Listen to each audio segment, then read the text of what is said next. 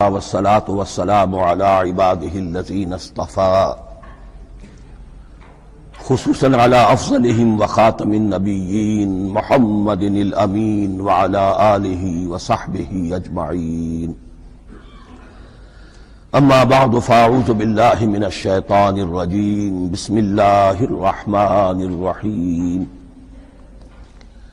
الحمد لله رب العالمين الرحمن الرحيم مالك يوم الدين إياك نعبد وإياك نستعين اهدنا الصراط المستقيم صراط الذين أنعمت عليهم غير المغضوب عليهم ولا الضالين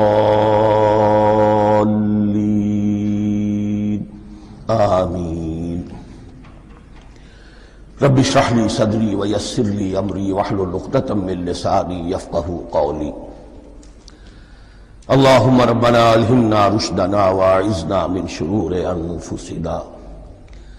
اللهم ارنا الحق حقا وارزقنا اتباعه وارنا الباطل باطلا وارزقنا اجتنابه.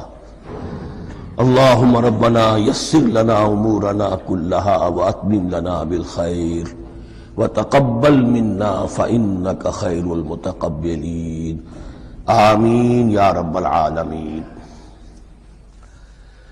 معزز حاضرین اور محترم خواتین، ہم اللہ کے نام سے اس سال کی نماز تراویح کے ساتھ دورہ ترجمہ قرآن کا آغاز کر رہے ہیں. اس سے پہلے میں عرض کر چکا ہوں کہ اب میری عمر بھی کافی ہو چکی ہے، قمری حساب سے 68 برس مکمل ہو چکے ہیں، اور مختلف قسم کے عوارض بھی مجھے لاحق ہیں، اور بہت سے احباب نے اور رفقاء نے مشورہ دیا تھا کہ میں اتنا بڑا بوجھ اپنے ذمے نہ لوں، لیکن میں نے خالصتاً توکلاً علی اللہ اس کی ہمت کی، اس کا ارادہ کیا، اس کے لیے اہتمام بھی خصوصاً ہوا ہے. مجھے اندازہ ہے کہ اب میرے خیالات کی جو رو ہے وہ اب اتنی تیز نہیں ہے جتنی کبھی ہوا کرتی تھی. کراس ریفرنسز بھی جو ہیں قرآن حکیم کے وہ اتنے مستحضر نہیں ہیں جتنے کبھی ہوتے تھے، بلکہ واقعہ یہ ہے کہ میری زبان بھی بعض اوقات لڑکھڑاتی ہے، اس لیے کہ مجھے جو ادویات استعمال کرنی پڑتی ہیں ان کا اعصاب پر بھی اثر ہوتا ہے، اور جو ہمارے اعضائے رئیسہ ہیں ان پر بھی اثر ہوتا ہے. بہرحال ان سب کے علی الرغم اللہ کا نام لے کر آغاز کر رہے ہیں. میری انتہائی نگارش یہی ہے، تیرے نام سے ابتدا کر رہا ہوں. ابھی میں نے سورہ فاتحہ کی تلاوت کی اور آپ نے سماعت فرمائی. یہ سورہ مبارکہ مصحف کے اعتبار سے تو پہلی سورت ہے ہی، سب کو معلوم ہے، لیکن یہ بھی نوٹ کر لیجئے کہ یہ نزول کے اعتبار سے بھی سب سے پہلی مکمل سورت جو حضور پر نازل ہوئی وہ یہی ہے. اس سے قبل متفرق آیات نازل ہوئی، 5 آیتیں سورہ علق کے آغاز میں، کچھ آیتیں سورہ قلم یا سورہ نون کے آغاز میں، کچھ آیتیں سورہ مزمل کی ابتدا کی، کچھ آیتیں سورہ مدثر کے آغاز کی. 5ویں وحی تقریباً اس پر اجماع ہے کہ یہ سورۃ الفاتحہ کی ہے، اور یہ مکمل سورت ہے جو حضور پر نازل ہوئی. سورۃ الفاتحہ کے معنی ہوئے افتتاحی سورت. فتح یفتح کے معنی ہے کھولنا، مفتاح کنجی کو کہتے ہیں، چابی کو. تو یہ اوپننگ سورہ آف دی قرآن، قرآن حکیم کی افتتاحی سورت. ویسے جیسا کہ میں تعارف قرآن کے ضمن میں عرض کر چکا ہوں، عربوں کا یہ مزاج تھا کہ جس چیز سے انہیں خصوصی محبت ہوتی تھی اس کے بہت سے نام رکھتے تھے. اس کے بھی بہت سے نام ہیں. سورۃ الفاتحہ سب سے عام ہے، لیکن الکافیہ، الشافیہ، ام القرآن، اساس القرآن، کم سے کم یہ 4 نام تو میں سمجھتا ہوں کہ ہر مسلمان کو مزید معلوم ہونے چاہیے، اور بھی بہت سے نام. اس سورہ مبارکہ کی بالاتفاق بالاجماع 7 آیتیں ہیں، اگرچہ ان کی ترتیب میں کچھ اختلاف ہے. ایک رائے یہ رائے امام شافعی کی بھی ہے اور بصرہ کے جو قراء تھے ان کی بھی ہے کہ آیت بسم اللہ بھی سورہ فاتحہ میں شامل ہے، اس کا جز ہے، وہ اس کو شامل کر کے پھر 7 آیتیں بناتے ہیں، تو آخری جنہیں ہم 2 آیتیں سمجھتے ہیں صراط الذین انعمت علیہم غیر المغضوب علیہم ولا الضالین، وہ ان کے نزدیک ایک آیت ہے، تو گویا کہ نتیجہ یہ نکلا کہ آیتوں کی تعداد 7 ہی رہتی ہے۔ امام ابو حنیفہ رحمۃ اللہ علیہ کا موقف اور کوفے کے جو قراء تھے ان کا بھی موقف یہ ہے کہ آیت بسم اللہ نہ سورہ فاتحہ کا جز ہے نہ کسی اور سورت کا جز ہے، سوائے ایک مقام پر جہاں حضرت سلیمان علیہ السلام کا خط جو ہے نقل ہوا ہے، جنہوں نے ملکہ سما کو لکھا تھا انہ من سلیمان و انہ بسم اللہ الرحمن الرحیم، تو قرآن کے متن میں صرف اسی جگہ پر یہ آیت شامل سمجھتے ہیں، باقی یہ صرف علامت کے طور پر کہ یہاں سے ایک نئی سورت شروع ہو رہی ہے درج کی گئی ہے۔ اس سورہ مبارکہ کو الصلاح قرار دیا گیا ایک حدیث میں، اس کا جو اسلوب ہے وہ دعا کا ہے، اور دعا کے ساتھ اس کی جو مناسبت ہے اور پھر اسی کی وجہ سے ہماری نماز کا یہ جزو لا ینفک بنا دیا گیا، بلکہ ایک حدیث جو میں آپ کو سناؤں گا اس میں اسی کو نماز قرار دیا گیا، الصلاح یہی ہے۔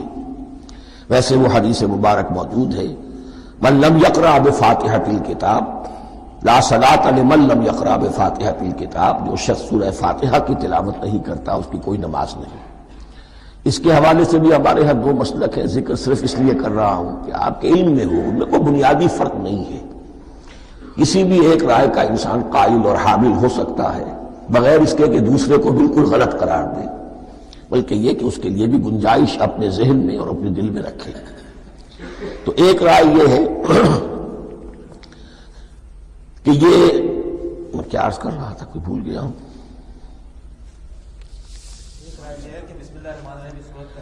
جی، اور دوسری آیت یہ ہے کہ اس کا حصہ نہیں ہے، اسی اعتبار سے یہ کہ یہ سورہ مبارکہ نماز میں پڑھی جانی ضروری ہے، لا صلاۃ لمن لم یقرأ بفاتحۃ الکتاب۔ البتہ یہ اختلاف ہے، یہ بات جو میں ذکر کر رہا تھا جو ذہن سے نکل گئی، کہ آیا مقتدی جو ہے امام کے پیچھے کھڑا ہو کر جب نماز پڑھ رہا ہو تو کیا اس صورت میں بھی اس کے لیے لازم ہے کہ سورہ فاتحہ پڑھے؟ اس میں 2 رائے ہو گئی، بلکہ 3۔ ایک رائے انتہائی ہے اور وہ فقہ حنفی کی طرف منسوب ہے کہ اگر آپ امام کے پیچھے مقتدی کی حیثیت سے نماز پڑھ رہے ہیں تو کسی بھی رکعت میں آپ سورہ فاتحہ نہیں پڑھیں گے۔ ایک دوسری بالکل برعکس رائے ہے، وہ امام شافعی رحمۃ اللہ علیہ کی ہے کہ ہر حالت میں چاہے امام جہری رکعت پڑھا رہا ہو جس میں وہ بلند آواز سے سورہ فاتحہ پڑھ رہا ہو، اور چاہے وہ سری رکعت ہو، ہر حالت میں مقتدی کو بھی پڑھنی ہے۔ ایک تیسری رائے بین ہے، وہ امام مالک کی ہے رحمۃ اللہ علیہ، کہ جو سری رکعت ہے جس میں کہ امام بھی خاموشی سے پڑھ رہا ہے مقتدیوں کو بھی پڑھنی چاہیے، جو جہری رکعت ہے جس میں کہ امام بلند آواز سے پڑھ رہا ہے اس میں مقتدیوں کو خاموش رہ کر پوری توجہ جو ہے سننے پر صرف کر دینی چاہیے۔ اذا قرئ القرآن فاستمعوا له وانصتوا، جب قرآن پڑھا جا رہا ہو تو پوری توجہ اس کے پڑھنے پر مرکوز کر۔ میرے اپنی رائے میں یہ تیسری رائے سب سے زیادہ صائب ہے اور اس میں کسی طرح کی بھی کوئی پیچیدگی پیدا نہیں ہوتی۔ بہرحال اس سورہ مبارکہ کا جو اسلوب ہے میں نے عرض کیا دعائیہ ہے، البتہ قرآن مجید کے علم اور حکمت کے اعتبار سے، اس کے فلسفے کے اعتبار سے ایک بات سمجھ لینی چاہیے۔ قرآن کا فلسفہ یہ ہے کہ بنیادی ہدایت ہر انسان کے دل میں موجود ہے، بالقوہ، پوٹینشلی۔ یہ جو قرآن مجید یا اللہ کی کتابیں نازل ہوتی ہیں یہ انہیں ایکٹیویٹ کرتی ہیں، جو اندر کی جو ڈورمنٹ کانشسنس ہے، خوابیدہ شعور جو ہے اسے بیدار کر کے، اور پھر یہ کہ اسے اجاگر کرتی ہیں۔ ہر سلیم الفطرت انسان اور سلیم العقل انسان، 2 سلامتی شرط ہیں۔ سلیم الفطرت، نیچر پرورٹڈ نہ ہو، فطرت مسخ نہ ہو گئی ہو، عقل سلیم ہو، ان دونوں چیزوں کا نتیجہ یہ نکلتا ہے کہ وہ انسان از خود بغیر کسی وحی کی رہنمائی کے، بغیر کسی نبی کی تعلیم کے سے استفادہ کیے ہوئے از خود بھی کچھ حقائق تک پہنچ جاتا ہے۔ اور وہ حقائق کیا ہے؟ نمبر ایک یہ کہ اس کائنات کا ایک خالق ہے، وہ ایک ہے، اور وہ تمام صفات کمال سے متصف ہے۔ نمبر دو یہ کہ انسان کی زندگی صرف یہ زندگی نہیں ہے، بلکہ ایک اور زندگی ہے کہ جس میں اس زندگی کے اعمال کے نتائج برآمد ہوں گے۔ یہ دو باتیں، اس کی زیادہ وضاحت کے ساتھ جو ہے اس کا تذکرہ آئے گا سورہ لقمان میں، جہاں حضرت لقمان کی شخصیت کا تذکرہ ہے۔ لیکن یہاں صرف یہ بات سمجھ لیجئے کہ قرآن کا فلسفہ یہ ہے کہ ہر انسان میں، ہر فرد نوع بشر میں جو اپنی ولادت کے وقت مسلم ہوتا ہے، حضور کی حدیث ہے کل مولود یولد علی الفطرہ ابواہ یحودانہ او ینصرانہ او یمجسانہ، ہر بچہ نوع انسانی کا فطرت اسلام پر پیدا ہوتا ہے، وہ فطرت کے اندر وہ ہدایت ودیت ہے۔ اب اگر وہ فطرت بس نہیں ہوئی اور عقل جو ہے وہ صحیح رخ پر کام کر رہی ہے تو ان دو حقائق تک وہ انسان خود پہنچ جائے گا۔ لیکن ان دونوں حقائق تک پہنچنے کے بعد اب وہ دست بستہ دعا کرے گا کہ اے رب اب مزید ہدایت تو مجھے عطا فرما۔ ایک تو یہ کہ میں کیا کروں کیا نہ کروں، میری عقل اس میں ٹھوکر کھا سکتی ہے، میں کسی اچھی چیز کو بری سمجھ سکتا ہوں، کسی بری کو اچھی سمجھ سکتا ہوں، تو مجھے صحیح راستہ، صحیح راہ ہدایت پر چلا۔ یہ دعا ہے جو انسان کرتا ہے جبکہ وہ ایمان باللہ اور ایمان بالآخرہ تک خود پہنچ چکا ہوتا ہے، اور یہ سمجھتا ہے کہ صحیح زندگی کا رخ یہی ہے کہ جس رب کو میں نے پہچانا ہے کہ وہ اس کائنات کا خالق ہے اور مالک ہے اور رب ہے، میں اس کی بندگی کروں، اس کی اطاعت کروں، اس کا حکم مانوں، اس کے راستے پر چلوں۔ لیکن وہ راستہ کون سا ہے؟ اس کے لیے پھر دست بدعا ہوتا ہے کہ پروردگار تو میری رہنمائی فرما۔ یہ مقام ہے کہ جہاں آپ سمجھ لیجئے اپنے آپ کو بھی آج اس جگہ پر تصور کرتے ہوئے پھر اس سورہ مبارکہ کو پڑھیے کہ آپ اس مقام پر اللہ کے فضل و کرم سے پہنچ چکے ہیں کہ اللہ کو آپ نے پہچان لیا اور اس کی توحید کو جان لیا، اس کی جملہ صفات کمال سے آپ واقف ہو گئے۔ آپ یہ بھی جان گئے کہ بڑھ کر اس کے حضور میں حاضر ہونا ہے اور وہ حساب کتاب لے گا۔ پھر آپ نے یہ عہد بھی کر لیا کہ اب زندگی گزارنی ہے اس رب کی بندگی میں، اسی کی فرما برداری میں۔ اب یہاں کھڑے ہو کر آپ پوچھتے ہیں کہ اللہ مجھے وہ تفصیلی ہدایت عطا فرما، ایسا نہ ہو کہ کبھی میں کسی راستے پر چلتا ہوا کسی پگڈنڈی پر مڑ جاؤں اور وہ تھوڑی سی جو ڈیویشن ہو میرے راستے کی وہ میری عاقبت کو برباد کر دے۔ یک لحظہ غافل گشتم و صد سال راہم دور شد، اس لیے کہ ہوتا یہی ہے سیدھے راستے سے ذرا سی کوئی پگڈنڈی جو ہے تھوڑے سے اینگل پر نکلی ہے، لیکن جب چلتے جائیں گے آپ تو جتنا آگے بڑھیں گے اس پر، اس راہ صراط مستقیم سے آپ اتنے ہی زیادہ دور ہوتے چلے جائیں گے۔ یہ ہے قرآن مجید کی حکمت اور فلسفے کے اعتبار سے اس سورہ مبارکہ کا مقام۔ اب آئیے ہم بسم اللہ کرتے ہیں۔ بسم اللہ الرحمن الرحیم، شروع کرتا ہوں میں اللہ کے نام سے جو رحمان اور رحیم ہے۔ اس پر کچھ گفتگو ہو چکی ہے تعارف قرآن کے ضمن میں کہ رحمان اور رحیم دو نام ہیں کہ جو رحمت کے مادے سے نکلتے ہیں۔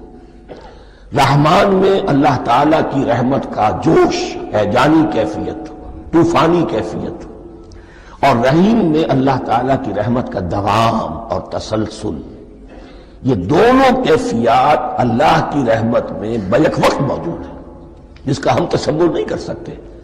ہم سمندر کو دیکھتے ہیں، متلاطم سمندر ہے، اس میں ہیجان ہے، طوفان ہے۔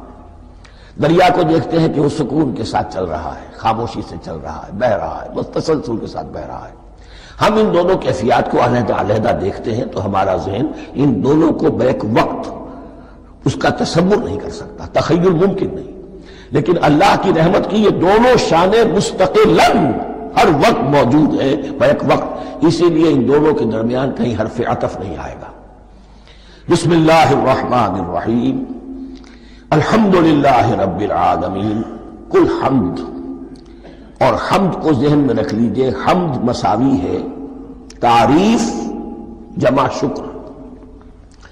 عام طور پر ترجموں میں ایک لفظ لایا جاتا ہے، کل تعریف اللہ کے لیے، یہ کافی نہیں ہے۔ تعریف آپ کسی شے کی کر سکتے ہیں جس میں کوئی حسن ہے، خوبی ہے، کسی بھی اعتبار سے، خواہ آپ کو اس کے حسن و خوبی سے کوئی فائدہ حاصل نہیں ہو رہا۔ ایک پھول ہے، بہت خوبصورت ہے، بس ٹھیک ہے، خوبصورت ہے، آپ نے کہا، تعریف کر دی۔ شکر کرتے ہیں آپ اس شے کا جس سے آپ کو کوئی فائدہ پہنچا ہو، استفادہ ہوا ہو، آپ کی کوئی ضرورت پوری ہوئی ہو، آپ کی کوئی مشکل دفع ہوئی ہو۔ اور آپ دیکھیں گے کہ حمد میں یہ شکر کا پہلو غالب ہے۔ جتنی بھی دعائیں ہیں حضور سے منقول، شکر کے مقام پر وہاں حمد آتا ہے۔ بھوک لگی ہوئی تھی، کھانا کھایا، الحمدللہ الذی اطعمنی وسقانی۔ اب یہاں دیکھیے ترجمہ تعریف نہیں، شکر ہے اس اللہ کا جس نے مجھے کھلایا اور پلایا۔ آپ بیت الخلاء سے باہر آئے، نجاستیں آپ سے دور ہو گئیں، طبیعت میں انشراح ہوا، الحمدللہ الذی اذھب عنی الاذی وعافانی۔ وہ شکر ہے اس اللہ کا جس نے اذیت بخش چیزیں مجھ سے دور کر دی اور مجھے عافیت بخشی۔ تو یہ الحمدللہ رب العالمین، اللہ تعالیٰ کا حسن و کمال اور حسن و جمال اپنی جگہ بھی اس انتہا کا ہے کہ جتنی تعریف اس کا حق ہے ہم کر ہی نہیں سکتے، لیکن اس کے احسانات اور انعامات ہم پر اتنے ہیں کہ ہم ان کو بھی گن نہیں سکتے۔ لہذا ایک ہی احساء ہم نے کر دیا الف لام کے ساتھ، الحمدللہ رب العالمین۔ تمام تعریفیں اور کل شکر اللہ کے لیے ہیں کہ جو تمام جہانوں کا پروردگار ہے، رب ہے، مالک ہے۔ رب میں ایک مفہوم ہوتا ہے ربوبیت کا، اور اس میں مفہوم شامل ہوتا ہے تربیت کا، ربیانی صغیرہ۔ تو مالک ہونا اور تربیت دینا، آپ جس شے کے مالک ہوں گے آپ چاہیں گے اس میں بڑھوتری ہو، اس میں اضافہ ہو، وہ نشو و نما پائے۔ تو یہ دونوں چیزیں آپس میں ایک دوسرے کا جڑی ہوئی ہیں، پروردگار بھی اور مالک بھی۔ عام طور پر عربی میں رب کا لفظ مالک کے لیے آتا ہے، رب البیت، رب الدار، رب المال۔ تو معلوم وہاں پر ظاہر بات ہے کہ اس سے مراد کیا ہے، مال والا، گھر والا، گھر کا مالک۔ تو کل شکر اور کل تعریف اس اللہ کے لیے ہے جو تمام جہانوں کا مالک بھی ہے اور پروردگار بھی ہے۔ الرحمن الرحیم، رحمان ہے اور رحیم ہے۔ اب دوبارہ اس کی میں وضاحت نہیں کروں گا۔ مالک یوم الدین، یوم دین کا مختار مطلق ہے۔ دین عربی زبان میں کہتے ہیں بدلے کو، دناہم کما دانو کما تدینو تو دانو، یہ کہاوت ہے۔ جیسے اردو میں ہم کہتے ہیں جیسا کرو گے ویسا بھرو گے، کما تدینو تو دانو، تو یہ ہے بدلہ۔ اس کا بنیادی مفہوم جو ہے وہ بدلہ ہے۔ تو بدلے کا ایک دن ہے جس دن فیصلہ ہوگا کہ کون کیا کما کر لایا ہے، اسے کیا بدلہ ملنا چاہیے۔ آیا اس کا برائیوں کا پلڑا بھاری ہے کہ اسے سزا ملنی چاہیے، یا اس کی حسنات اور نیکیوں کا پلڑا بھاری ہے کہ اسے جزا ملنی چاہیے، اس کا انعام اور اکرام کے ساتھ معاملہ کیا جانا چاہیے۔ وہ ایک دن ہے، اسے ہم یوم القیامہ کہتے ہیں۔ اور لیکن اصل بات جو یہاں کہی گئی، یعنی ایک جملے میں تین باتوں کا اعتراف ہو رہا ہے۔ بعث بعد الموت، ایک دن آئے گا کہ ہم مرنے کے بعد تمام انسان اٹھا لیے جائیں گے، پھر حساب و کتاب، پھر اللہ کے ہاں حاضری ہوگی اور حساب کتاب ہوگا۔ اور تیسرا یہ کہ اس حساب کتاب کے دن کا مختار مطلق اللہ ہے، یعنی کسی اور کو اپنے ذہن میں سہارا بنا کر آپ زندگی گزاریں کہ وہ مجھے چھڑا لے گا، یا وہ ہستی جو ہے اتنی زوردار ہے کہ وہ مجھے بچا لے گی، اس سے اپنے دل کو، اپنے ذہن کو بالکل پاک کر لیجئے۔ مالک یوم الدین، ایک دوسری جگہ پر قرآن میں آیا ہے، اس روز کوئی پکارنے والا پکارے گا، لمن الملک اليوم للہ الواحد القہار، آج کے دن کس کا اختیار مطلق ہے؟ اور پھر کہا جائے گا اللہ کے لیے، الواحد قہار، جو پوری طرح چھایا ہوا ہے، مستولی ہے۔ تو مالک یوم الدین، جو جزا و سزا کے دن کا مالک ہے۔ اب یہاں سے کلام ایک رخ بدل رہا ہے۔ ابھی تک تو یہ غائبانہ انداز میں کلام ہو رہا ہے، اللہ سے خطاب نہیں آیا اس میں ابھی۔ الحمدللہ رب العالمین الرحمن الرحیم مالک یوم الدین، اب خطاب ہے، ایاک نعبد و ایاک نستعین، ہم صرف تیری ہی بندگی کرتے ہیں اور کریں گے، اور ہم صرف تجھ ہی سے مدد مانگتے ہیں اور مانگیں گے۔ یہ ترجمہ میں کیوں کر رہا ہوں کہ یہ فعل مضارع ہے۔ عربی زبان میں فعل مضارع حال اور مستقبل دونوں کو کور کرتا ہے۔ کا جو ہے مفعول فاعلی جو ہے، مفعول جو ہے اس میں ضمیر مفعولی اسے پہلے لا کر حشر کا مضمون پیدا ہو گیا۔ ہم تیری بندگی کرتے ہیں نہیں، ہم تیری ہی بندگی کرتے ہیں اور کریں گے۔ حال میں ترجمہ کیجئے تو یہ اظہار حال ہے، اور مستقبل میں ترجمہ کیجئے تو ایک عہد ہے، قول و قرار ہے، بہت بڑا معاہدہ ہے۔ وَإِيَّاكَ نَسْتَعِينُ، اور صرف تجھ ہی سے مدد مانگتے ہیں اور مانگیں گے۔ اس میں بھی حال کا ترجمہ اظہار حال، اللہ کرے کہ واقعی ہمارا حال وہی ہو، جب ہم یہ الفاظ کہتے ہیں تو واقعتاً ہم اس پر پورے اتر رہے ہوں کہ اسی کی بندگی کر رہے ہوں اور اسی سے ساری استعانت اور استمداد کر رہے ہوں۔ جہاں تک مستقبل کا تعلق ہے وہ پھر ایک عہد ہے، اہدنا الصراط المستقیم، یہ مقام وہ آ گیا کہ یہاں تک تو ہے پروردگار ہم پہنچ گئے، تیرے فضل سے، تیرے کرم سے، فطرت سلیمہ بھی تیری عطا کردہ تھی، عقل سلیم بھی تیری ودیعت کردہ تھی، ان دونوں کی روشنی سے ہم یہاں تک تو پہنچ گئے۔ اب ہماری جو ضرورت ہے، احتیاج ہے، وہ کیا ہے؟ اہدنا الصراط المستقیم، ہدایت بخش ہمیں سیدھے راستے کی۔ یہاں دو باتیں سمجھ لیجئے، انفرادی سطح پر انسان کے لیے نہ معلوم کتنے مرحلے آتے ہیں ہر روز کہ جس میں وہ ایک چھٹک کر کھڑا ہو جاتا ہے، یہ کروں یا یہ کروں، دو آلٹرنیٹو سامنے آ رہے ہیں، فیصلہ کرنا مشکل ہو رہا ہے، قدم قدم پر ہدایت کی ضرورت ہے۔ اور اجتماعی طور پر نوع انسانی تین بڑے بڑے تمدنی مسائل میں واقعہ یہ ہے کہ تسلیم کر لیا جانا چاہیے کہ عقل انسانی اس کو راستہ نہیں دکھا سکتی۔ عام معاشرتی سطح پر مرد اور عورت کے درمیان حقوق اور اختیارات کا کیا توازن ہو، ناممکن ہے، انسان طے نہیں کر سکتا۔ انسان یا مرد ہے یا عورت ہے، عورت سوچے گی اپنے لحاظ، اپنے جذبات کا، اپنے خیالات کا لحاظ رکھے گی، مرد کے جذبات و احساسات کا اسے کوئی تعصب، اس کا کوئی تصور ہی ممکن نہیں۔ مرد سوچے گا اسے اپنے احساسات معلوم ہے، لیکن یہ کہ عورت کے احساسات سے وہ نابلد ہے، ان کو محسوس کر ہی نہیں سکتا، لا محالہ وہ اپنے بارے میں وہ جو بھی نظام بنائے گا اس میں وہ اپنی بالادستی رکھے گا۔ وہ تو ایک ہی ہستی ہو سکتی ہے کہ جو دونوں کی خالق ہے، مرد کی بھی عورت کی بھی، اور اس کو دونوں سے محبت ہے، دونوں کا خیر خواہ ہے، دونوں کا رب ہے، دونوں کو پروان چڑھانا چاہتا ہے۔ اسی طرح فرد اور معاشرہ یا ریاست، حکومت اور ریاست ہمیشہ یہ چاہتی ہے کہ سارے اختیارات ہمارے ہاتھ میں آ جائیں، ٹوٹلیٹیرین سوسائٹی ہو، بس ہم حکم دیں اور لوگ اس پر چلیں۔ افراد یہ چاہتے نہیں، ہمیں آزادی ہونی چاہیے۔ اب آپ دیکھیے کہ دنیا میں کتنے جھگڑے چلتے ہیں اسی پر، فریڈم فریڈم فریڈم۔ وہ فریڈم واقعتاً اپنی جگہ پر ایک شے ہے، افراد کی آزادی ہونی چاہیے، لیکن افراد کی آزادی اتنی نہ ہو جائے کہ وہ مادر پدر آزاد ہو جائے، کوئی قانون، کوئی قاعدہ، کوئی اخلاقی کوئی حدود اور قیود جو ہے ان کا پابند نہ رہے۔ تو اب کہاں ہے وہ نقطہ اعتدال کہ جس میں انسان کی انفرادی آزادی، انفرادی اختیار اور ادھر اجتماعی مصلحتیں جو ہیں ان کو بیلنس کیا جا سکے؟ انسان طے نہیں کر سکتا، صرف اللہ ہی اس کے لیے نظام دے سکتا ہے۔ تیسرا مسئلہ ہے سرمایہ اور محنت، اس میں کیا توازن ہو؟ سرمایہ اور محنت دونوں مل کر کچھ بنا رہے ہیں، کچھ پروڈیوس کر رہے ہیں۔ اب اس میں نفع جو ہوا ہے اس میں سرمایہ کا کتنا حصہ ہونا چاہیے اور لیبر کا کتنا ہونا چاہیے، کون طے کر سکتا؟ اس کے لیے بھی کہ ایسا نہ ہو کہ سرمایہ داری جو ہے آکاش بیل بن کر پورے معاشرے پر چھا جائے، اور غریب بیچارہ، مزدور بیچارہ، کاشتکار بیچارہ وہ گویا کہ چکی کے دو پارٹوں میں پس کر رہ جائے، اس کی کوئی حیثیت نہ رہ جائے۔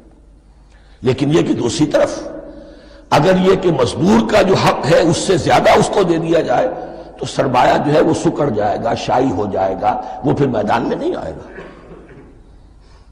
کیا کیا جائے؟ کون سا نقطہ عدل و اعتدال ہے؟ یہ تین مسائل ایسے ہیں، اہدنا الصراط المستقیم۔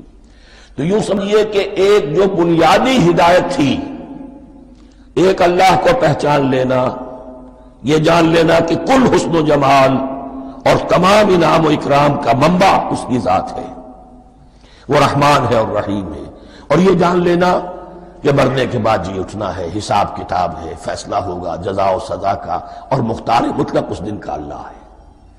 پھر یہ عہد کر لینا ایاک نعبد و ایاک نستعین، اس کے بعد دعا پروردگار ہمیں ہدایت پر قائم رکھ، ہماری ہدایت میں اضافہ فرما۔ اس ہدایت کے لفظ کو سمجھ لیجئے، بنیادی ہدایت، تفصیلی ہدایت، قدم قدم پر ہدایت، ہدایت پر ہدایت۔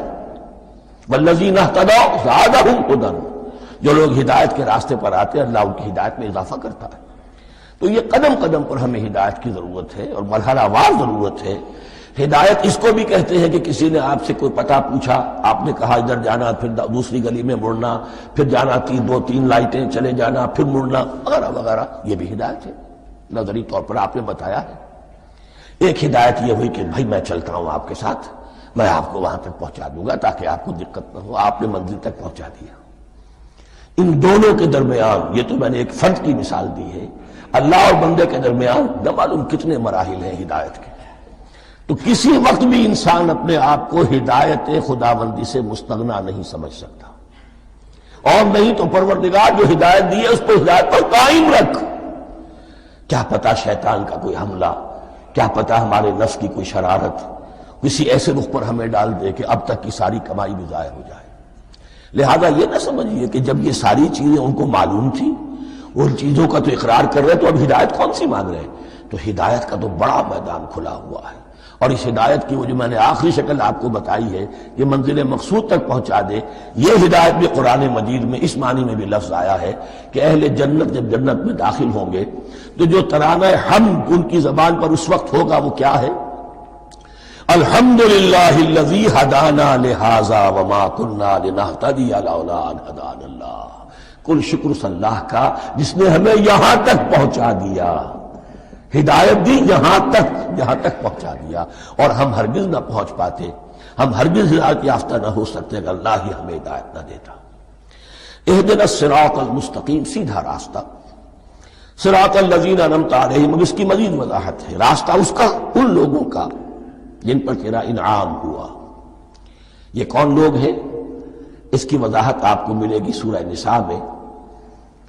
من یطع اللہ والرسول فاولئک مع الذین انعم اللہ علیہم من النبیین والصدیقین والشہداء والصالحین۔ چار طبقات ہیں منعم علیہم جن پر اللہ کا انعام ہوا ہے۔ چوٹی پر انبیاء کرام، اس کے بعد صدیقین کرام، اس کے بعد شہداء عظام، اس کے بعد عام صالح مسلمان، صالح ہو۔ یہ بیس لائن ہے، اس سے اوپر کا درجہ شہداء کا ہے، اس سے اوپر کا درجہ صدیقین کا ہے، اور پھر کا درجہ انبیاء کا ہے۔ انبیاء میں سے پھر وہ بھی ہوتے ہیں کہ جو اولو العزم میں من الرسل ہیں، لیکن یہ چار طبقات ہیں، ان کے راستے پر ہمیں چلا۔ غیر المغضوب علیہم ولا الضالین، جو مغضوب علیہم نہیں ہوئے، جن پر تیرا غضب نہیں ہوا، اور غضب ہوتا ہے ان پر کہ جو ہدایت کے واضح ہونے کے بعد ہدایت کو ترک کر دیں، وہ ہے مغضوب علیہم۔ جنہیں ہدایت مل گئی ہو، ہدایت کو پہچان لیا ہو، پھر اپنی شرارت نفس کی وجہ سے، اپنی نفسانیت کی وجہ سے، اپنے تکبر کی وجہ سے، اپنے حسد کی وجہ سے وہ اس حق کو رد کر دیں، اس کو ترک کر دیں، ان پر اللہ کا غضب آتا ہے۔ اور اس میں اس کی بہت بڑی مثال تاریخ کے اعتبار سے یہودی ہے۔ اللہ نے انہیں ہدایت دی، کتابیں عطا کی، تورات، انجیل، زبور، سینکڑوں نبی ان میں مبعوث کیے، 1400 برس تک نبوت کا تار ٹوٹا ہی نہیں، مسلسل۔ ابتدا میں بھی 2 نبی، موسیٰ اور ہارون، اور اختتام پر بھی 2 نبی، عیسیٰ اور یحییٰ علیہ السلام، اور ان کے مابین کوئی لمحہ نہیں آیا ہے تاریخ بنی اسرائیل میں جبکہ کوئی نہ کوئی نبی موجود نہ ہو۔ لیکن انہوں نے اپنی شرارت نفس کی وجہ سے ہدایت تورات سے بھی منہ موڑا، اور پھر سب سے بڑی بات یہ کہ ہدایت محمدی سے، ہدایت قرآنی سے بھی صلی اللہ علیہ وسلم منہ موڑا، وہ ہے مغضوب علیہم ولا الضالین، اور نہ ہی گمراہ ہوئے۔ یہ لفظ جو آتا ہے عربی زبان میں گمراہ کا بھی ہے اور تلاش حق میں بھٹکنے والے کا بھی ہے۔ ایک وہ شخص ہے جس پر حق ابھی واضح نہیں ہوا، وہ تلاش میں ہے، اس کے لیے بھی ضال کا لفظ آئے گا۔ اسی طرح کوئی شخص کسی کے عشق اور محبت میں ایسا ہو جائے، دیوانہ ہو جائے، اس کو بھی ضال کہتے ہیں، یعنی اس کے اوپر جذبات کا اتنا غلبہ ہو گیا ہے کسی کی محبت اور عشق کی بنا پر۔ تو حضور کے لیے یہ لفظ آیا ہے وَوَجَدَكَ ضَالًّا فَهَدَىٰ، اور یہ تو سورۃ الضحیٰ ہے، اکثر بیشتر لوگوں کو یاد ہوگی۔ تو یہ جو ضال کا لفظ ہے اس میں سمجھ لیجئے ضروری نہیں ہے کہ وہ گمراہ ہو، بلکہ وہ بھی کہ جو ابھی راہ ہدایت کی طلب میں اس کے حصول کے لیے اس کی تلاش میں کوشاں ہے، اور وہ بھی کہ جو کسی مغالطے کی وجہ سے حق سے منحرف ہو جائے۔ یہ بھی جان لیجئے کہ ایک ہے بدنیتی، تکبر، حسد، حق کو جان کر پہچان کر رد کر دینا یا چھوڑ دینا یا ترک کر دینا، ایک ہے کسی غلطی میں، کسی جذبات کے اندر آ کر، کسی غلو کے اندر مبتلا ہو کر اور حق سے منحرف ہو جانا۔ اس کی جو سب سے بڑی مثال ہے وہ نصارہ ہے، عیسائی ہے۔ حضرت مسیح کو انہوں نے مانا لیکن غلو کیا، یہ لفظ آئے گا آگے، لا تغلو فی دینکم، اپنے دین میں غلو نہ کرو۔ جیسے ہمارے ہاں بھی بعض لوگ ہیں جو حضور صلی اللہ علیہ وسلم کی تعریف میں، حضور صلی اللہ علیہ وسلم کے ساتھ اپنی محبت کے اظہار میں غلو کر جاتے ہیں۔ یہ انتہا درجے کو ہو گیا تھا حضرت مسیح علیہ السلام کے ماننے والوں میں، اور اس کی بنا پر انہوں نے تثلیث کا عقیدہ ایجاد کر لیا اور حضرت مسیح علیہ السلام کو اللہ کا بیٹا بنا دیا۔ تو اس کی سب سے بڑی مثال ضالین کی اس اعتبار سے کہ ہدایت پانے کے بعد کسی بدنیتی سے نہیں بلکہ کسی اچھے جذبے میں غلو کی وجہ سے رسول سے محبت کرنا تو اچھا جذبہ ہے، لیکن یہ محبت بھی ایک حد میں رہنی چاہیے۔ غلو کرے گی تو ظاہر بات ہے کہ اس کے بعد وہ گمراہی کی طرف لے جائے گی۔ تو یہ ہے اس سورہ مبارکہ کا ترجمہ، اور اس کے بعد آخر میں آمین کہنا یہ مسنون بھی ہے، کہنا چاہیے۔ البتہ اختلاف یہاں بھی صرف اتنا ہے کہ نماز میں جب آپ امام کے ساتھ ہیں، وہ اگر جہری قرات کر رہا ہے تو آیا اس کے بعد آپ کو بھی بالجہر کہنا ہے آمین یا نہیں کہنا، یہ اختلاف ہے، ان میں کوئی فرق واقع نہیں ہوتا۔ یہ چیز متفق علیہ کہ کہنا ہے آمین، بلکہ یہ آمین تو یہودیوں میں ہے، یہ آمین جو ہے یہ عیسائیوں میں بھی ہے، ان کی بھی جو پریئر لارڈس پریئر ہے اس کے بعد آمین، وہ آمین کہتے ہیں، وہ فرق وہ لفظ ایک ہی ہے۔ اس لیے کہ عبرانی زبان اور عربی زبان یا تو ہم یہ کہہ سکتے ہیں کہ دونوں بہنیں ہیں، کوئی ایک مشترک زبان تھی ان کی ماں جس کی یہ دو بیٹیاں ہیں، اور یا یہ کہنا پڑے گا کہ عربی زبان کی ماں جو ہے وہ عبرانی زبان ہے۔ بہرحال بڑا قریبی رشتہ عربی کا اور عبرانی کا ہے، اس اعتبار سے وہ آمین۔ اب آپ کو معلوم ہے ہم السلام علیکم وہ کہتے ہیں، وہ سلام کہتے ہیں، فرق کیا ہے؟ وہ تو تلفظ کا فرق ہے۔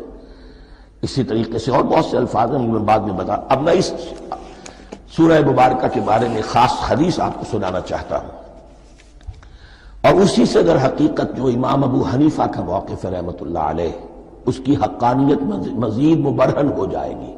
یعنی کیا کہ آیت بسم اللہ سورہ فاتحہ کا جز نہیں ہے، سورہ فاتحہ الحمدللہ رب العالمین سے شروع ہوتی ہے۔ وہ میں آپ کو بتانا بھول گیا کہ جن کے نزدیک یہ سورت کا جز ہے وہ پھر جہری قرات میں بسم اللہ الرحمن بھی بلند آواز سے کہیں گے، اور جن کے نزدیک یہ سورہ فاتحہ کا جز نہیں ہے وہ نہیں کہیں گے، وہ الحمدللہ رب العالمین سے قرات کریں گے۔ تو کوئی فرق نہیں ہے بنیادی۔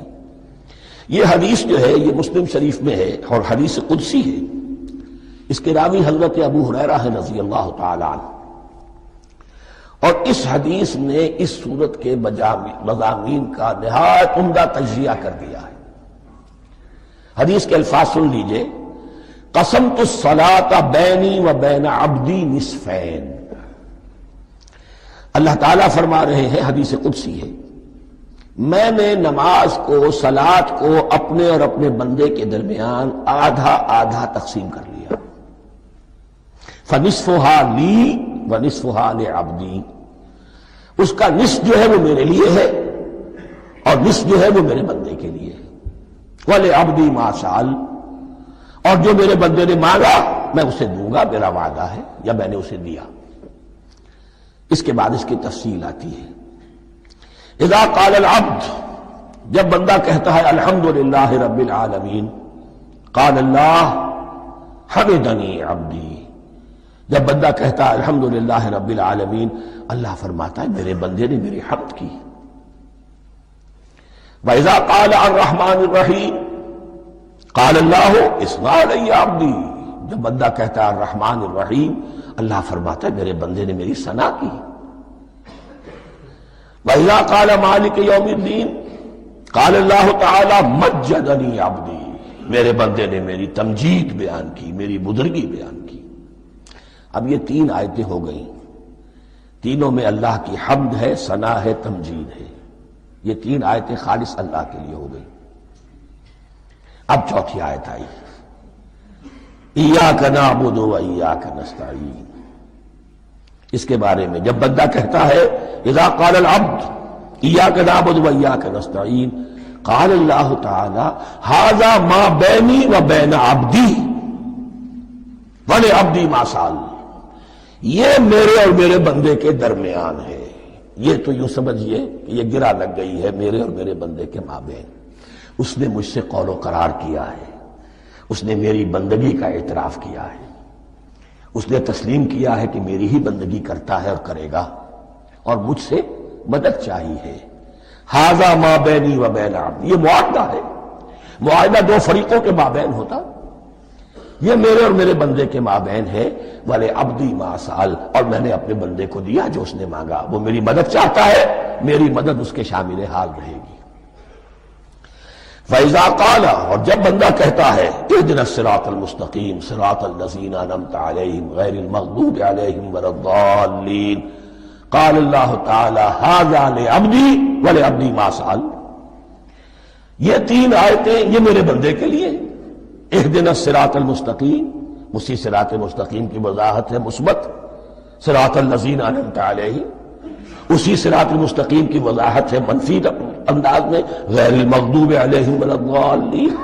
یہ سب میرے بندے کے لیے ہے، اور میں نے اپنے بندے کو دیا جو اس نے مانگا۔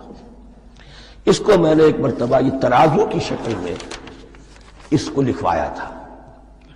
دیکھیے یہ ایاک نعبد و ایاک نستعین، یہ ہے وہ ترازی کی وہ ڈنڈی، واو جو ہے ایاک نعبد و ایاک نستعین، واو جو ہے گویا کہ وہ مٹھ ہے جس سے کہ ترازو کو پکڑا جاتا ہے۔ ادھر ایک پلڑا ہے جس کی تین آیتیں ہیں، الحمدللہ رب العالمین الرحمن الرحیم مالک یوم الدین۔ اس کا نتیجہ کیا نکلا؟ ایاک نعبد۔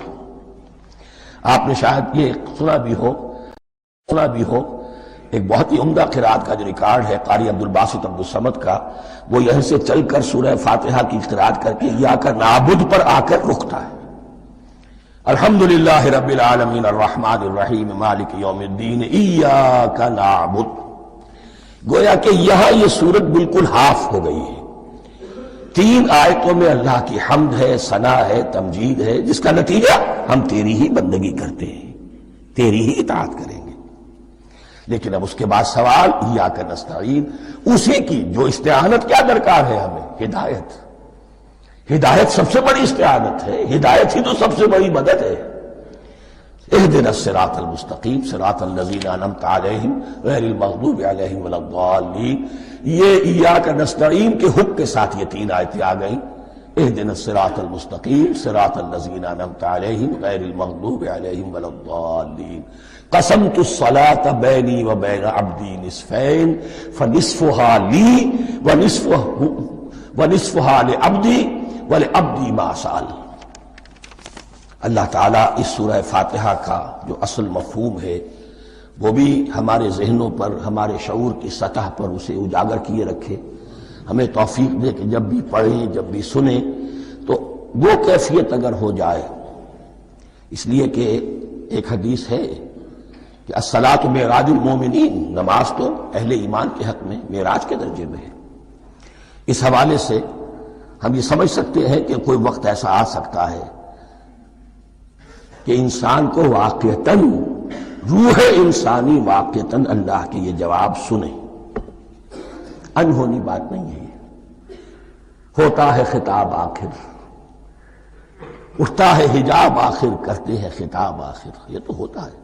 مخاطبہ الہی، یہ تو میں نے عرض کیا کہ ثابت ہے، مخاطبہ، محادث اور تحدیث اللہ بندوں سے کلام کرتا ہے۔ اب آئیے بسم اللہ الرحمن الرحیم، اب یہ سورہ بقرہ شروع ہو رہی ہے۔ سورۃ البقرہ جو 286 آیات پر مشتمل ہے، تقریباً 2.5 پاروں پر پھیلی ہوئی ہے۔ ہر شخص جانتا ہے کہ یہ قرآن حکیم کی حجم کے اعتبار سے سب سے بڑی سورت ہے، لیکن یہ معاملہ صرف حجم کا نہیں ہے۔ نبی اکرم صلی اللہ علیہ وسلم نے اسے سنام القرآن قرار دیا ہے۔ آپ نے فرمایا لکل شیء سنام، ہر چیز کی ایک چوٹی ہوتی ہے، جیسے اونٹ کا کوہان ہوتا ہے۔ وسلام القرآن البقرہ، سلام القرآن، قرآن کی چوٹی جو ہے وہ سورۃ البقرہ ہے۔ یہ نوٹ کر لیجئے جو میں نے کل آپ کو جو مختلف مکی اور مدنی صورتوں کے گروپوں کے بارے میں بتایا تھا کہ یہاں سے اب پہلی منزل بھی شروع ہو رہی ہے اور پہلا گروپ بھی شروع ہو رہا ہے، اور اس کے ساتھ جو اگلی صورت آئے گی وہ اس کا جوڑا ہے، سورہ آل عمران، جس کی سب سے نمایاں علامت یہ نوٹ کیجئے، یہ بھی الف لام میم سے شروع ہوئی، اگلی بھی الف لام میم سے شروع ہوگی۔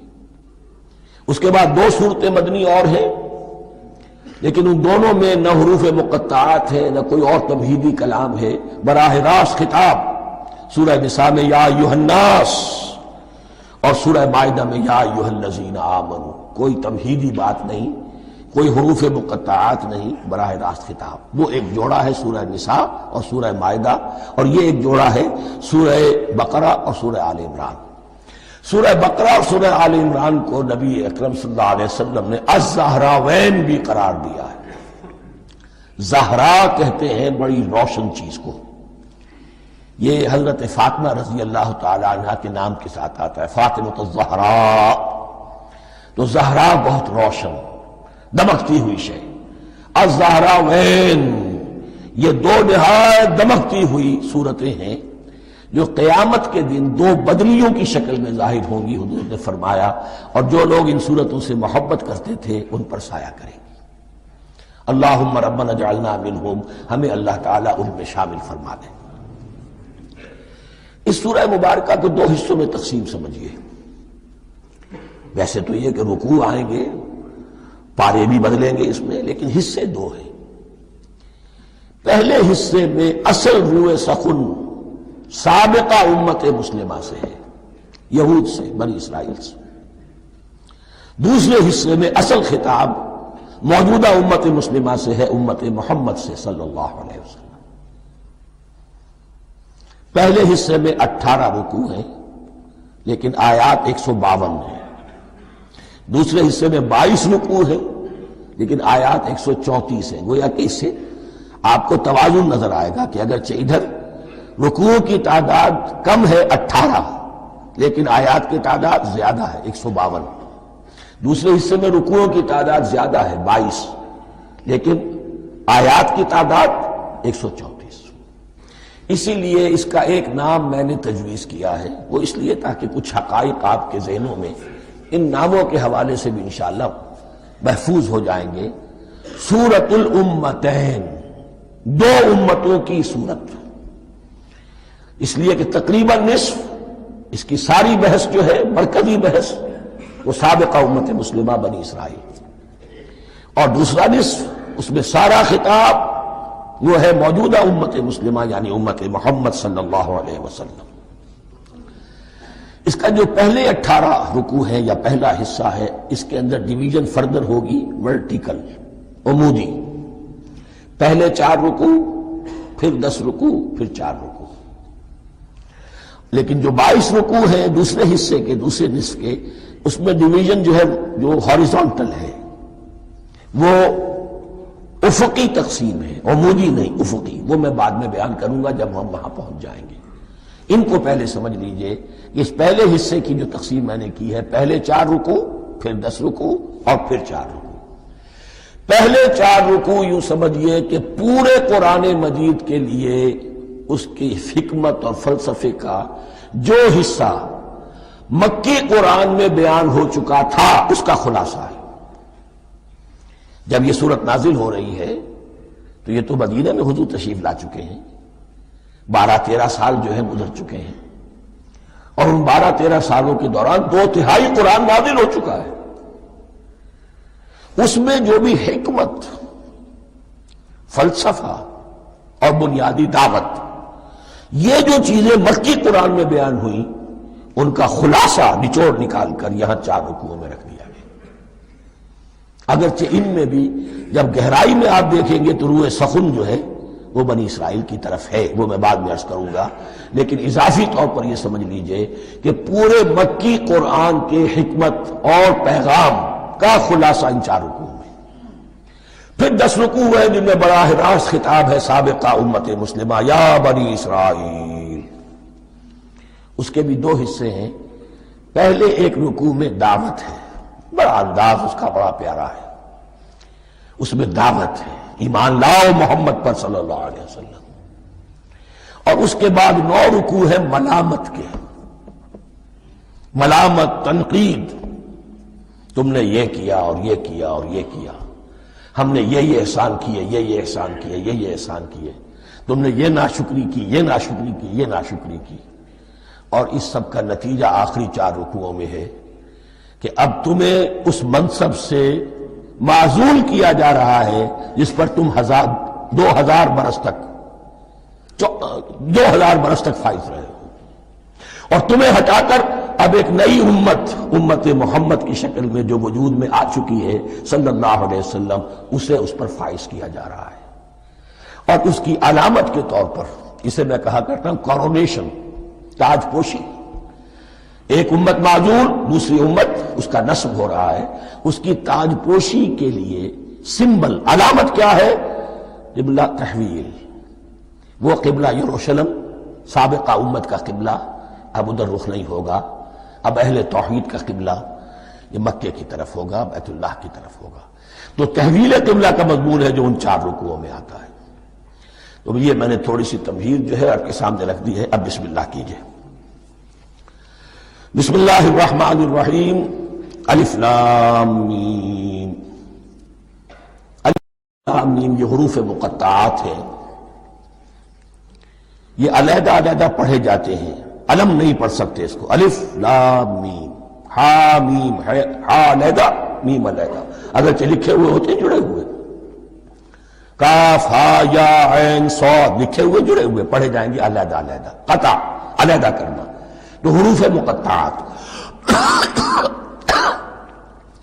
ان کے بارے میں ایک بات تو جو ہے اجماعی ہے، سب کے نزدیک مسلم ہے، ان کا کوئی حتمی مفہوم اور ان کے حتمی معنی کسی کو معلوم نہیں سوائے اللہ اور اس کے رسول کے۔ اس معنی میں یوں بھی کہا گیا یہ کوڈ ورڈز ہیں، جیسے کہ کوئی میسیجز جو ہیں ادھر ادھر بھیجے جاتے ہیں، سیکرٹ میسیجز، تو کچھ کوڈ ورڈز ہوتے ہیں جس سے سمجھ میں آتا ہے کہ یہ بات واقعتاً صحیح سورس سے آ رہی ہے، اللہ عالم۔ لیکن اس کا کوئی مفہوم اور اس کے معنی جو ہیں وہ اتفاق اس پر ہے، اگرچہ بعض حضرات نے کچھ اپنی سی کوشش کی ہے، کچھ مفہوم جو ہے بنانے کی، وہ اپنی جگہ پر ہے، لیکن یہ کہ کسی حضرت عبداللہ ابن عباس رضی اللہ تعالی عنہما نے بعض ایسی کوششیں کی ہیں، لیکن ان کی رائے کو بھی ان کی ذاتی رائے سمجھا گیا ہے، امت نے اسے قبول نہیں کیا۔ اجماع اور کنسنسس اسی پر ہے کہ اس کے معنی اور مفہوم کسی کو معلوم نہیں سوائے اللہ اور اس کے رسول کے۔ البتہ بعض چیزیں ایسی ہیں کہ وہ اگر نوٹ کر لی جائیں تو شاید آئندہ ہے اس میں کچھ راز کھلنے کے امکانات پیدا ہو جائیں۔ دیکھیے عربی زبان کے جو الفابیٹس ہیں ان کی تعداد 29 ہے یا 28 ہے، میں بتا چکا ہوں۔ الف اور حمزہ کو ایک سمجھے تو 28 ورنہ 29۔ پہلی بات یہ نوٹ کیجئے قرآن حکیم کی 114 سورتوں میں سے 29 سورتوں میں ان کے شروع میں یہ حروف مقطعات آئے ہیں۔ دوسری بات یہ کہ اس میں 28 کا نصف کیجئے تو 14 استعمال ہوئے، 14 نہیں استعمال ہوئے، بالکل آدھی تعداد استعمال ہوئی ہے۔ تیسرے یہ کہ جو شروع اور آخر اور درمیان 3 حصوں میں تقسیم کر دیجئے آپ، 9 9 9 پلواڑی 27، ایک طرف 10 رہ جائیں گی۔ پہلے حصے میں سے بہت کم حروف لیے گئے، بہت کم۔ آخری حصے کے تقریباً تمام حروف ہیں، تقریباً۔ درمیانی حصہ وہ ہے کہ جس میں آپ نے دیکھا ہے کہ عربی میں جوڑوں کی شکل میں ہے، صاد ضاد، فرق کیا ہے نقطے کا، سین شین فرق کیا ہے نقطوں کا، را زا فرق کیا ہے نقطے کا۔ تو جو بھی نقطے والا لفظ ہے وہ نہیں لیا گیا، اور جو بغیر نقطے کے غیر منقوط ہے وہ لیا گیا۔ پھر اس میں 3 صورتیں ہیں جن میں ایک ایک حرف آیا ہے، سورہ قاف، سورہ نون، سورہ صاد۔ پھر صورتیں ہیں جن میں 2 آئی ہیں، جن میں 3 آئے ہیں، پھر 4 آئے ہیں، 2 ہی صورتیں ہیں جن میں 4 ہیں، اور 2 ہی صورتیں جن میں 5 ہیں۔ تو یہ ہے صرف یوں سمجھیے کہ اعداد و شمار۔ اس کے حوالے سے کچھ آدمی غور کرے تو شاید کوئی بات نکلے۔ باقی وہ مثال میں آپ کو بتا دیتا ہوں کہ حضرت عبداللہ ابن عباس نے ایک رائے ظاہر کی کہ الف لام میم در حقیقت ایک جملے کا خلاصہ ہے، انا اللہ اعلم۔ پہلا لفظ انا، اس کا الف لے لیا، درمیانی لفظ اللہ، اس کا درمیانی لام لے لیا، تیسرا لفظ اعلم، یہ آخری لفظ ہے، آخری حرف میم لے لیا، انا اللہ اعلم، میں اللہ جانتا ہوں، واللہ اعلم، واقعتاً اللہ ہی جانتا ہے۔ یہ حضرت عبداللہ ابن عباس کی رائے ہے، لیکن اگرچہ انہیں حبر الامت مانا گیا ہے، لیکن یہ کہ ان کی اس رائے کو بھی اکثر و بیشتر مفسرین نے قبول نہیں کیا۔ اب جو پہلے 2 رکوع ہیں اس سورہ بقرہ کے، ان کے بارے میں تعویل عام اور تعویل خاص کا ایک بڑا بنیادی فرق ہے جو نوٹ کر لینا چاہیے۔ جس وقت یہ صورت نازل ہو رہی ہے، میں عرض کر چکا ہوں کہ 12 سال ہو چکے تھے حضور کو اپنا فریضہ نبوت و رسالت ادا کرتے ہوئے۔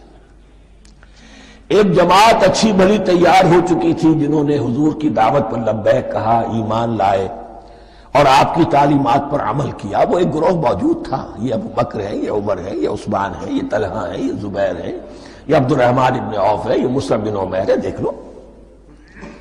اور ایک گروہ وہ تھا کہ جو حق کو جان کر پہچان کر محض اپنی ضد اور ہر درمی کی باعث وہ کفر پر آ گیا تھا۔